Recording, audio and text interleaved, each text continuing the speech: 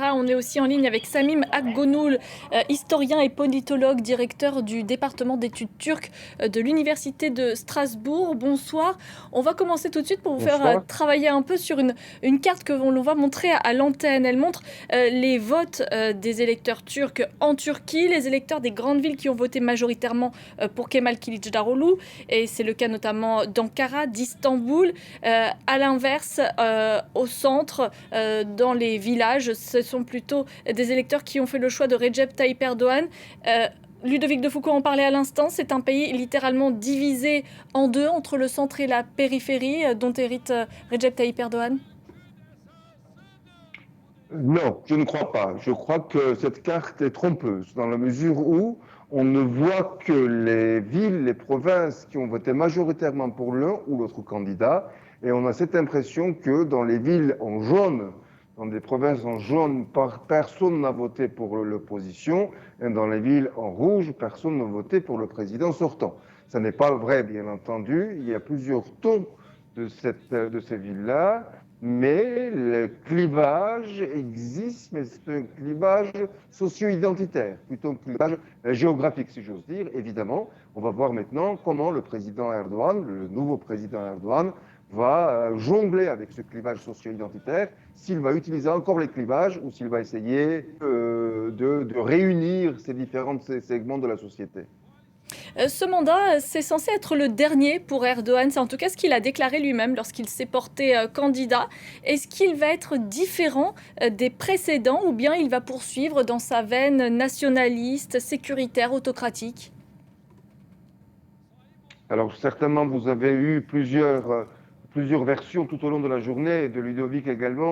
Vous avez compris qu'il y a deux thèses. Il y a une thèse qui dit que comme c'est le dernier mandat, et ce n'est pas sûr, comme c'est le dernier mandat, il va être beaucoup plus réconciliant, beaucoup plus doux, rassembleur, et il va s'identifier voilà, à un père de la nation. Il y a une deuxième thèse qui dit que bien au contraire, puisqu'il a fait une alliance avec l'ultranationalisme et l'ultra-islamisme, puisqu'il a fait alliance avec deux partis de l'extrême droite nationaliste, deux partis de l'islam radical, il n'y a plus aucun frein devant lui, il va être encore plus autoritaire, plus islam, plus nationalisme et surtout plus islam, en s'attaquant à différents codes de la République de Turquie, en essayant de fermer cette parenthèse républicaine. Et c'est un discours utilisé maintenant, une parenthèse, le discours de parenthèse de 100 ans, de 1923 à 2023, et pour s'attaquer au fondement de la République séculière et séculariste. Donc moi, je penche malheureusement sur cette deuxième thèse. J'ai l'impression qu'à partir de ce soir, quand il a fait son discours au-dessus de son bus, quand il a attaqué le candidat de l'opposition en le traitant encore de terroriste, en le traitant encore le défenseur de LGBT, les pauvres LGBT, ils ont été vraiment victimes de cette campagne. Eh bien, j'ai l'impression qu'il va encore durcir le ton. Et puisqu'il domine l'ensemble de l'appareil étatique, il aura les moyens de changer l'ADN de l'État turc. Je pense que c'est à ça que nous allons être témoins les prochaines années. On a eu beaucoup de réactions des pays étrangers ce soir qui ont félicité la réélection de Erdogan. Ça va de l'émir du Qatar au Premier ministre pakistanais, en passant évidemment par Vladimir Poutine, Rishi Sunak en Grande-Bretagne, Olaf Scholz en Allemagne, Emmanuel Macron et même Volodymyr Zelensky qui dit espérer un renforcement des liens entre l'Ukraine et la Turquie. On voit bien que la communauté internationale était très attentive à cette réélection et qu'elle sait que Erdogan va jouer un rôle dans les mois à venir en matière de diplomatie et sur la scène internationale? C'est une bonne question. Je pense que la communauté internationale déjà s'est tue.